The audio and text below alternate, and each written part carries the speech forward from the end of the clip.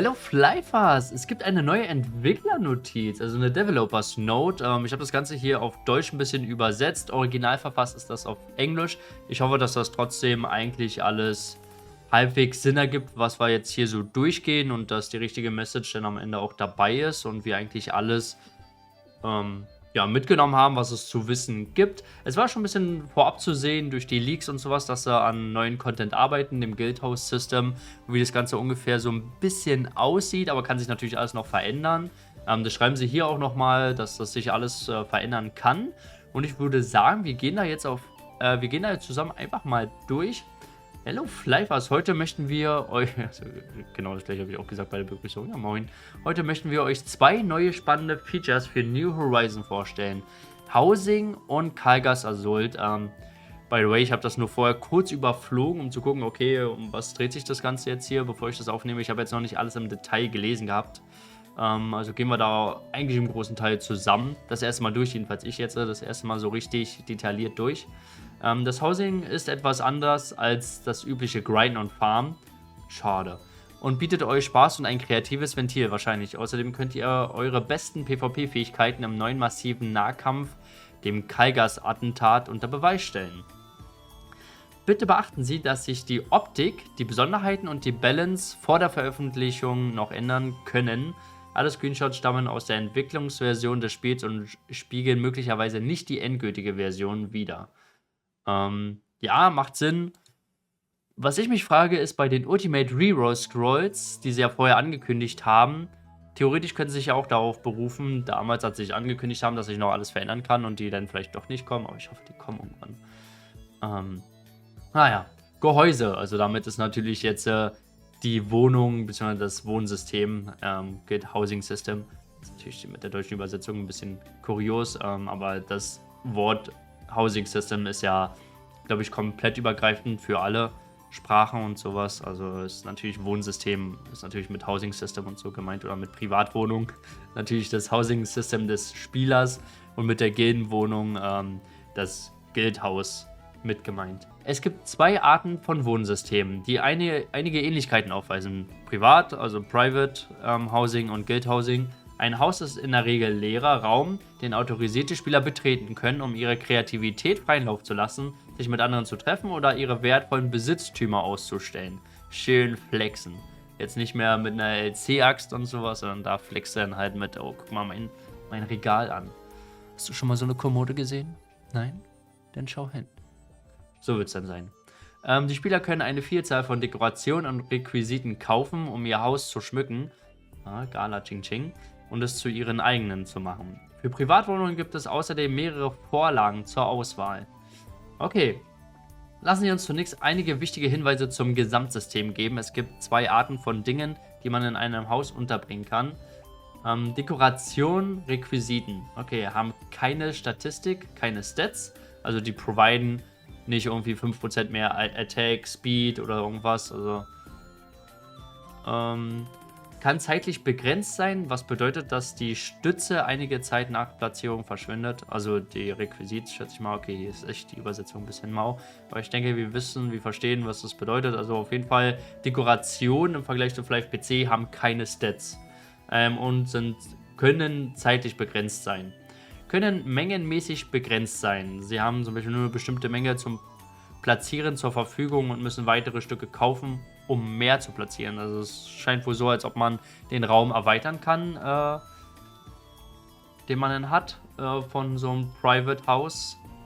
Kann eine Begrenzung der Anzahl haben, was bedeutet, dass sie nur bis zu einer Menge von X diese Requisiten im Haus platzieren können. Kann skaliert werden, kann gedreht werden. Okay, also die Dekoration ist halt damit alles gemeint. Das kann man halt hin und her schieben, man kann nur eine bestimmte Menge von X von Betten reinbauen, man kann die drehen, skalieren, größer machen, kleiner machen scheinbar. Und dann gibt es auch noch NPCs, die man scheinbar in ein Haus bringen kann. Was ich ein bisschen kurios finde, NPCs, aber gut. NPCs haben Stats. Das hatten wir auch in dem Leak gesehen, dass die zum Beispiel Item-Drop-Rate erhöhen können, dass die, was war zuletzt geleakt gewesen bei den Guildhouse-System, die NPCs mit MP, HP, FP plus 10% und sowas. Kann zeitlich begrenzt sein, was bedeutet, dass der NPC einige Zeit nach der Platzierung wieder verschwindet. Naja, klar, die wollen ja auch verkaufen. Gerade wenn es Stats bringt. Er kann nur einmal in einem Haus platziert werden, kann gedreht werden. Okay, also scheinbar kannst du nur einen NPC platzieren. Ein weiterer gemeinsamer Aspekt aller Häusertypen ist das Voreinstellungssystem. Wenn du mehrere verschiedene Looks in einem Haus haben möchtest, vielleicht abhängig von der Jahreszeit oder einfach nur von deiner Stimmung an diesem Tag, kannst du verschiedene benannte Voreinstellungen erstellen, die die Platzierung deiner Requisiten und NPC speichern und jederzeit zwischen ihnen wechseln. Beachten Sie, dass Voreinstellungen an die Vorlagekarte gebunden sind, was weiter unten erklärt wird. Die Spieler beginnen mit einer begrenzten Anzahl von Voreinstellungen, die mit einer Schriftrolle erweitert werden können. Natürlich, das wird so heftig an das Cash-Up gebunden sein, die ganze Thematik. Beginnen wir nur mit den Besonderheiten des persönlichen Wohnraums. Also jetzt geht es hier wirklich nur um von dem Spieler, nicht um das Gildenhousing, also Player Housing. Du kannst aus mehreren verfügbaren Hausvorlagen deinen persönlichen Raum auswählen. Bei dieser Vorlage handelt es sich nicht unbedingt um ein Haus, sondern eher um verschiedene Themenbereiche. Also es ist nicht wie bei Flav PC, dass wir wirklich in einem festen Raum drin sitzen und dann können wir da so in die Ecken ein bisschen was reinstellen und sowas. Sondern das wird hier wohl scheinbar halt wirklich groß sein, Open-World-mäßig sein. Jedenfalls erscheint es so, wie wir hier sehen auf dem Bild, mit einer fetten Skyline, weite Sicht und sowas hier, Coral Island Theme, und das können wir dann wahrscheinlich sogar noch vergrößern dann eventuell, dass wir am Anfang nur so ein kleines Viereck haben. Dann können wir vielleicht noch mehr Vierecke dazu kaufen oder so. Ja. Genau. Mein Haus hat eher um verschiedene Themenbereiche, in denen du kreativ werden und deine persönliche Stimmung zum Ausdruck bringen kannst. Natürlich können Sie die Vorlage jederzeit wechseln. Hier sehen Sie einige Beispiele.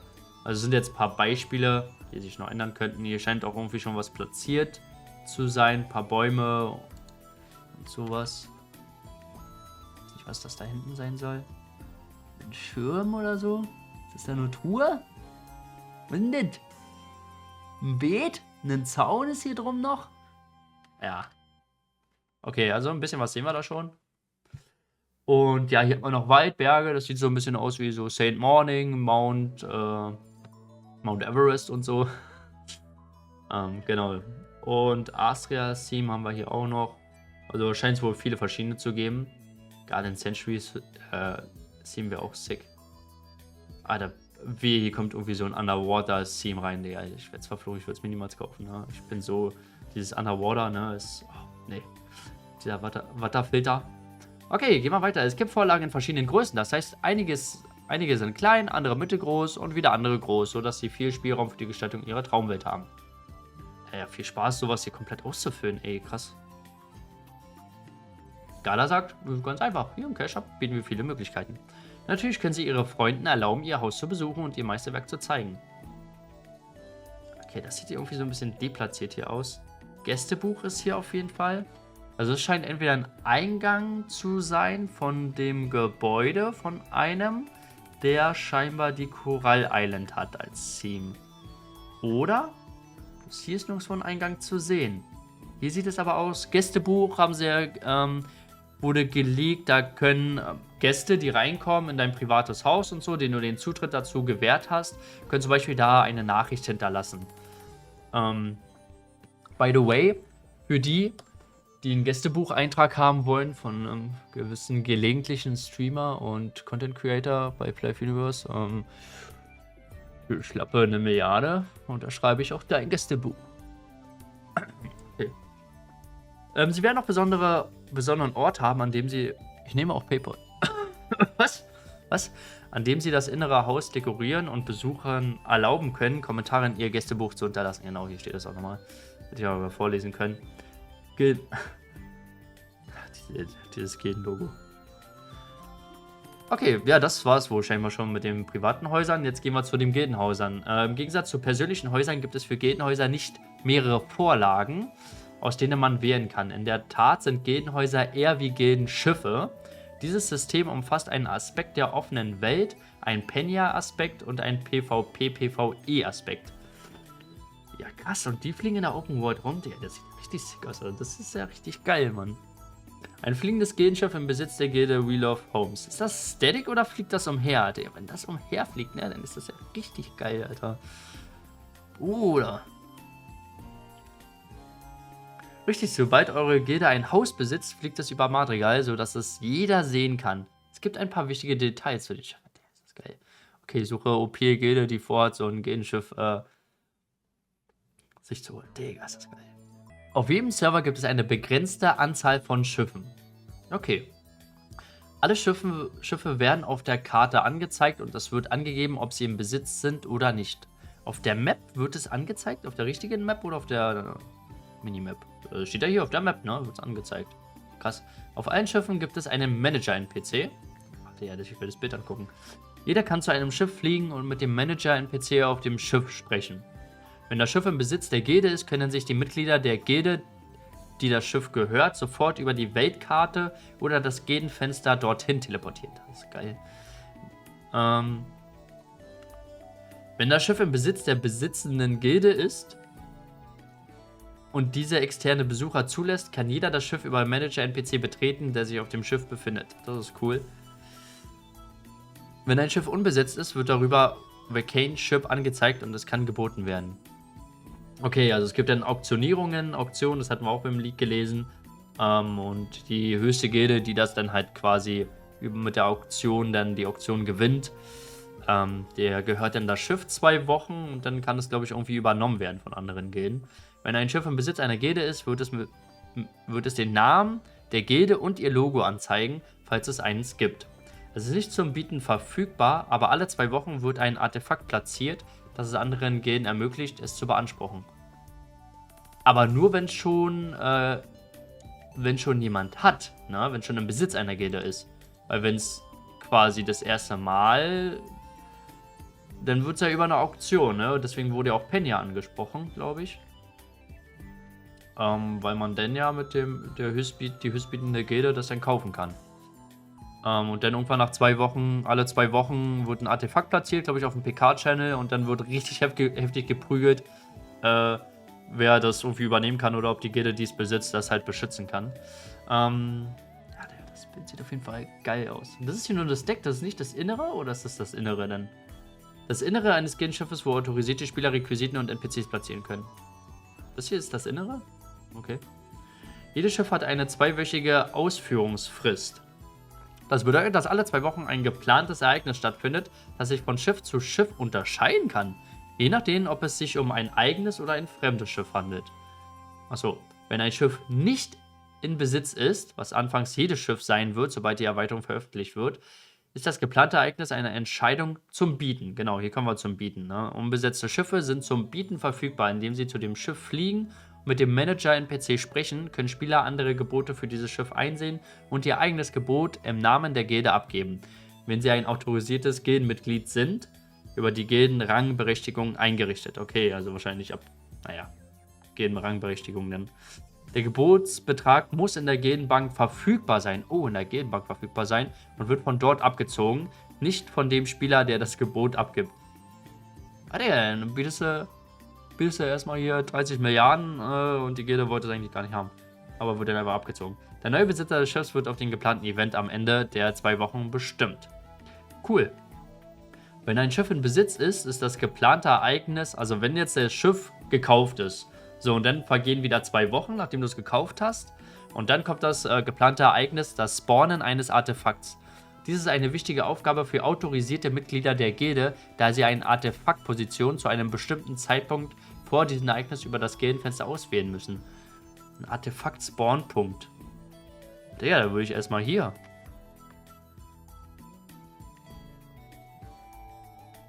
Wenn ich mir das frei auswählen kann in der Overworld. Scheiße, was sind das für 3 Punkte da? Was sind das für 3 Punkte? Da würde ich hier einfach rauf spawnen, ne? Ich dachte hier, man sieht die Insel darauf spawnen. Oder jetzt hier irgendwo, so hier hinten beim BP-Chef oder sowas. Irgendwo was ist denn so richtig eklig hier bei 160er-Monstern da. So schön bei den Aggros mit rein spawnen. Ja, irgendwie so würde ich das machen. Denke ich mal. Wo macht denn noch Sinn? Was sind denn das für 3 Punkte? Ah ja, okay.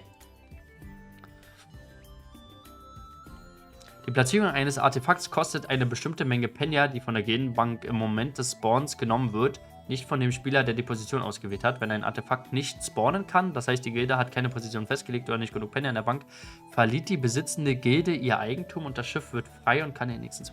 Das ist ja fies. Ey, das ist, eigentlich ist das richtig fies, ne? Du bietest, als erste Gilde, du bietest wahrscheinlich einen Haufen Penja zweistellige Milliardenbeträge irgendwie auf dieses Schiff. So, dann hast du es gekauft. Dann musst du Geld bezahlen, damit du die Chance hast, das überhaupt zu verteidigen, indem du ein Artefakt spawnen lässt. Wenn du es nicht machst, wird es dir direkt weggenommen. Und wie gesagt, und selbst wenn du das Artefakt ja bezahlst und irgendwo hinstellst, dann musst du das Artefakt ja auch nochmal beschützen. Also das ist theoretisch, je nachdem wie krass die Gilden da bezahlen dafür, ist das ein heftiger Penja-Sink, ne? Verliert die besetzende Gilde ihr Eigentum und das Schiff wird frei und kann in den nächsten 2 Wochen ersteigert werden. Sobald ein Artefakt spawnen kann, also das bezahlt wurde, das irgendwo hinzustellen, was immer im PK-Channel geschieht, muss die besitzende Gilde das Artefakt eine bestimmte Zeit lang vor anderen Gilden verteidigen. Mitglieder anderer Gilden können große Kreise auf der Weltkarte sehen, die anzeigen, dass ein Artefakt in der Region des Kreises gespawnt ist, aber nicht die genaue Position. Ja, sobald eine andere Gilde ihr Artefakt gefunden hat, müssen sie daran hindern, es zu zerstören, indem sie bekämpfen und das Artefakt verteidigen. Oder das klingt halt auch schon wieder so heftig nach Team-Bashing, so, ne? Das eine Gilde hat es gekauft, 2 andere Teams, ey komm, nehmen wir den ab und so und krass. Wenn das andere cool wäre, vielleicht eher, wenn man machen würde, okay, die eine Gilde, die das Schiff hat, muss Geld bezahlen, um das Artefakt zu spawnen, und eine andere oder die anderen Gilden müssten für anmelden, um dagegen anzutreten, eine Gebühr bezahlen. Und die höchste Gilde, die die Gebühr bezahlt, die kann dann gegen die andere Gilde antreten im Kampf gegen die Gilde mit dem Gildenschiff. Aber ich finde so, das sind mehrere, quasi 3 gegen 1 denn und sowas alles. 3 Gilden könnten theoretisch gegen eine Gilde kämpfen, weil am Ende ist eine Gilde, die verteidigt gegen 3, 4 Meta-Gilden. Ich weiß nicht. Also es gibt ja viele Server, jetzt nicht nur Burudeng und so, die Probleme haben mit Teaming und sowas, und ich finde, das ist so ein bisschen problematisch. Ich finde, wenn, dann müsste es dann 1 gegen 1 sein oder sowas, dass du Geld bezahlst, okay, dann kannst du spawnen, weil du es verteidigen willst, und dann müssen andere Gilden halt sich überbieten, um gegen diese Gilde antreten zu können, um das Artefakt einzunehmen, würde ich sagen. Aber so alle Gilden auf einmal gegen eine Gilde, schwierig. Selbst mit Gildenbuffs von dem System denn. Wenn das Artefakt verteidigt wird, also erfolgreich verteidigt wird, die besitzende Gilde behält das Eigentum an dem Schiff. Die besitzende Gilde erhält 50% der Vermittlungsgebühr zurück. Die besitzende Gilde erhält verschiedene Belohnungen, darunter Token für Gildenbuffs, ähnlich wie beim Gildenbuff-Event. Cool. Also zusätzlich zu den NPCs noch. Fragezeichen. Wenn das Artefakt zerstört wird, die besiegte Gilde erhält das Eigentum an dem. Die besiegende Gilde, also die Gilde, die gewonnen hat, gegen die Gilde, die das Gildenschiff besitzt hat, bekommt das Schiff. Die besiegende, also die Gilde, die es besiegt hat, erhält 25% der Vermittlungsgebühr, die die vorige Gilde bezahlt hat. Die besitzende Gilde erhält verschiedene Belohnungen, darunter Token für Gildenverbesserung. Also auch die besiegende Gilde dann, die dann das Gildenschiff besitzt. Die Formulierung, ne? Beachten Sie, dass beim Besitzerwechsel eines Schiffs alle Requisiten und NPCs entfernt werden und es im Grunde ein leeres Haus ist. Die neuen Besitzer können jedoch sofort ihre Voreinstellungen verwenden, falls sie welche haben. Okay. Eine neue Realm vs. Realm Schlacht. Okay, das ist jetzt also unabhängig vom Guild Housing System. Das ist noch ein neuer Modus. Der neue PvP-Modus ist endlich da, und zwar in Form von Kagus Assault. Dies ist ein neuer Realm vs. Realm PvP-Modus. Also PvP, PvE, glaube ich, ist das jetzt, in dem 2 Teams in einer großen Schlacht gegeneinander antreten. Ja, das scheint auch unabhängig von Gilde zu sein. Kalgas-Angriff. Es handelt sich um eine RVR-Schlacht, Realm vs. Realm, die jede Woche zu einer bestimmten Zeit stattfindet, mit maximal 200 Teilnehmern. Die Spieler bekämpfen einen Schaden Tauziehen auf Kalgas mit verschiedenen Mechaniken. Teilnahme und Eintritt. Um teilzunehmen und den Spielmodus zu betreten, müssen Spieler mit den NPC Gygax Assault Manager in Zentral Flarene sprechen. Also es fokussiert sich jetzt sowieso alles so scheinbar mehr auf Flaris. Nach dem Eintreten versammeln sich alle Spieler in einem Wartebereich, bis alle Spieler eingetreten sind. Die Spieler werden dann nach dem Zufallsprinzip entweder dem weißen oder dem schwarzen Team zugewiesen, um sich auf den Kampf vorzubereiten. Das Team eines Spielers wird durch einen Bildtitel über den Kopf des Spielers angezeigt, ob du schwarzes oder weißes Team bist. Also scheinbar kann man da nicht wirklich Grüppchen bilden, sondern es ist mehr RNG. Sobald die Spieler in den Wartebereich des Teams teleportiert werden, beginnt vor dem Kampf eine einminütige Vorbereitungstimer. 1 Minute nur zum Durchbuffen von wie viel? 200 Leuten? 100 Leuten? Okay. Battle-Prozedur. Kargas, the main boss, will appear after some time. Ist das jetzt auf Englisch, ja? Okay. Kargas, the main boss, will appear after some time, inviting players to engage in tug of war type of battle based on damage dealt. Each team starts out at 50% damage. Also weißes Team hat am Anfang 50, schwarzes hat 50. And the value will update as the battle progress. Und du musst natürlich deinen Schadenanteil von deinem Team so hoch wie möglich bringen.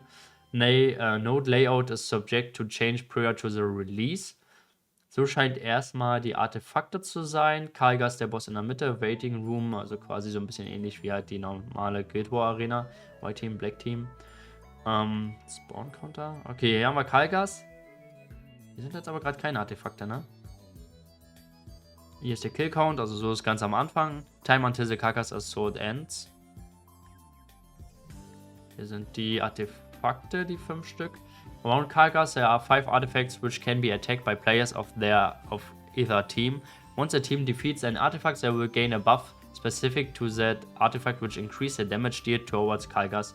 Note that all artifacts start in a neutral state, indicated by the color of the aura surrounding them. Also, wenn ein weißes Team 1 eingenommen hat, eine weiße Aura, neutral, gelbe Aura, schwarz, schwarze Aura. Alles klar, the level of artifact buff provided for a team depends on the number of artifacts they have conquered. Artifact Power Level 1, 2, 3, 4, 5 ist 10, 20, 30, 40, 50% mehr Boss Damage. Also schon Meta, würde ich jetzt mal so behaupten, dass man die schon mitnehmen sollte. Note, the buff values are subject to change for balancing purposes. Okay, also es könnte sich alles noch ändern. While conquering artifacts to raise the overall damage of your team is important, an important aspect of this game mode is preventing other players from being able to reach their full damage potential. Teams may employ PK as a part of their strategy, stopping players of the opposing team from defeating artifacts or dealing continuous damage to Kargas. As a player dies repeatedly, the respawn timer will increase with each death. Okay, ist natürlich eine interessante Frage jetzt, ne? Hat Boss Kargas ein Element oder nicht? Haben diese Totems oder diese Artefakts Elemente oder nicht? Je nachdem könnten verschiedene Klassen relevant sein. PvE, PvP ist es, weil du ja einerseits das Ziel eigentlich nur rein PvE ist, diese Statuen zu hauen, zu übernehmen und Kargas zu hauen. Allerdings hast du halt auch ein anderes Team mit und daher hast du natürlich auch den PvP-Aspekt, weil die natürlich verhindern wollen, dass man diese Artefakte übernimmt, dass man einen Schadensboost bekommt und dann am Ende doch mehr Schaden austeilt. Ist auf jeden Fall erstmal interessant. Note, you don't lose experience up and dying in the Kargas Assault Arena. Also man braucht hier keine Angst haben. Ich weiß nicht, ob Kargas selber auch noch irgendwas macht. Das wäre natürlich auch noch interessant. Hätte er noch bestimmte Mechaniken, wo er hier zum Beispiel mal den Raum, da so einen fetten Flammenangriff durchbrennt und sowas und einfach alles niedermäht und sowas. Ob das auch noch mit dazu kommt, bestimmte Mechaniken und sowas. This wraps up the basic introduction to Kargas Assault and we will continue to improve this piece of content as time goes on. We hope you enjoyed it. We'll continue to strive to make a more enjoyable live universe that everybody can enjoy. Ja, dann wäre es natürlich cool, wenn sie, bevor sie neuen Content rausbringen, erstmal den alten Content machen, zum Beispiel das PK-System, Kebaras-Ticket, Tower-Ticket, SR und mehr. Aber ja, ist natürlich interessant, cool zu sehen, dass sie an neuen Sachen arbeiten. Bin ich auf jeden Fall gespannt.